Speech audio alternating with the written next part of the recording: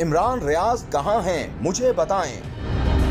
अदालत में खातून वकील को सहाफी के बारे में पूछना महंगा पड़ गया। इमरान रियाज आपको पता है किधर है, क्यों नहीं प्रोड्यूस कर रहे आप? इमरान रियाज खान के भाई उस्मान रियाज खान ने ट्विटर पर एक वीडियो शेयर कर दी। खातून वकील अदालत में अपने साथ पेश आने वाले वाक़े पर आपदीदा हो गई। इल्जाम आयद किया कि उन्होंने सहाफी इमरान रियाज के बारे में पूछना चाहा तो पुलिस एहलकारों ने उन्हें जद्दोकोब किया। किसी पुलिस वाले ने आपसे बदतमीजी करने की कोशिश नहीं, बाजू मरोड़ी है तो नहीं लगी आप? ताकि मैं आईजी साहब से बात ना कर सकूं। खातून वकील काफी गुस्से में नजर आईं। सहाफी के सवाल पर खातून वकील ने बद्दुआ दी कि जो आज इमरान रियाज के साथ हो रहा है कल उनके साथ भी हो। अल्लाह करे, मैंने कभी किसी को इस तरह की बैड विश नहीं की कि हमारा बच्चा बीमार, हम कहते हैं कि जी किसी दुश्मन का बच्चा बीमार, अल्लाह करे आईजी तुम्हारे बेटे के साथ इसी तरह हो। इमरान रियाज खान, जिन्हें कुछ दिन पहले सियालकोट एयरपोर्ट से